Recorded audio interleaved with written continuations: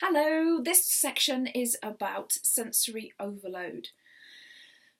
Now, for lots of people, both on the autistic scale and not on the autistic scale, a neurotypical,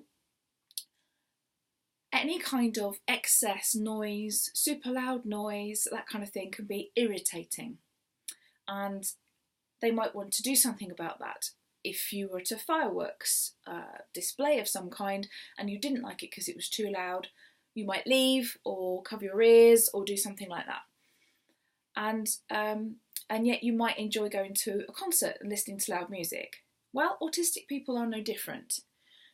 I enjoy going to music concerts. It doesn't get much louder than that. I don't enjoy the volume of people that are there, but I have my own way of dealing with that. What I do is I make sure I arrive really early, get into my seat as soon as possible, and then obviously it fills in around me. And then I wait to the very, very end and everyone else is gone. And usually a marshal has to come up and say, "Excuse me, can you leave?" But it means that I'm not overwhelmed by the crowds of people and the smells and the sounds of their voices and all of those kind of things. It's a tactic I use to deal with that situation.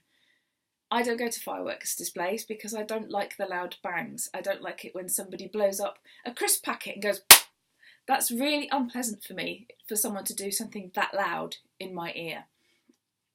When you're driving along and the sun is quite low, perhaps it's a winter sky, and the light is filtering in through the trees, and as you drive along, it starts doing kind of a strobe effect. I find that very difficult. I'm not epileptic, but I find that really, really uncomfortable. So I have to drive like this just whilst I go through that road, and I can turn away, just because it's unpleasant. It's a bit like somebody tapping my head. It's hard to put into words, but I can only tell you that it's uncomfortable and I wouldn't choose it if I had a choice.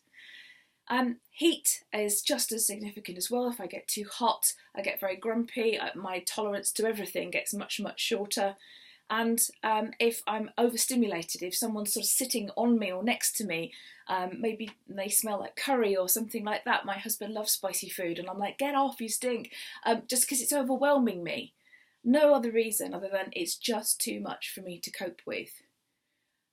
And clicking pens, Toastmasters will know for sure how irritating it is to have someone fiddling with their glasses or clicking a pen whilst they're talking.